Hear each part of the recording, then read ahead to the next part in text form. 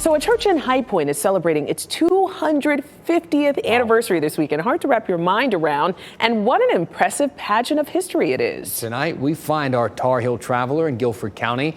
Scott Mason has the story of extraordinary people accomplishing not very ordinary things.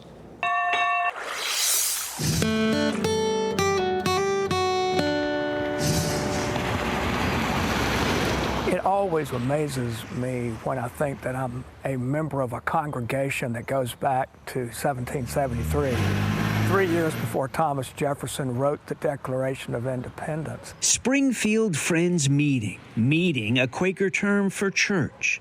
Quakers came to Highpoint. And still to this day, this is the largest concentration of Quakers in the United States. A concentration of Quaker artifacts. For instance, you needed lots of things to mash something. If you needed your buttons polished, this was a button polisher. You put it on top of your button and you polish it. To me, it says something about ingenuity. Well, it is. You can't go to the store and buy it. You got to figure it out. The Quakers figured it out. We helped to start schools and colleges, all kinds of things trace back to this small group of Quakers here. 250 years ago.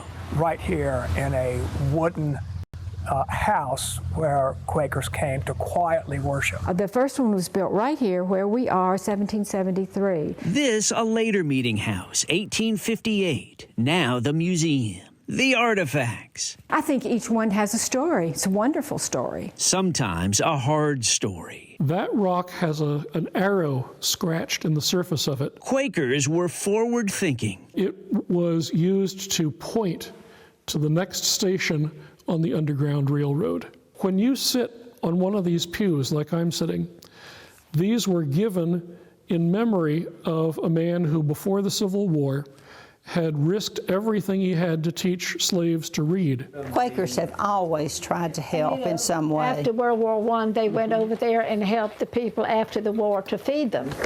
Members are still helping inside an 1846 house. In the cemetery are members of this meeting going back to the 1700s. Here lies an American patriot bayoneted by the British. Here we've got an old grist mill. Handmade with rocks for grinding, planks from the plank road for traveling. How historic are those pieces of wood? That's as historic as you can get. Early Quakers from this church built a furniture factory. And that was the start of the furniture industry here in Highpoint.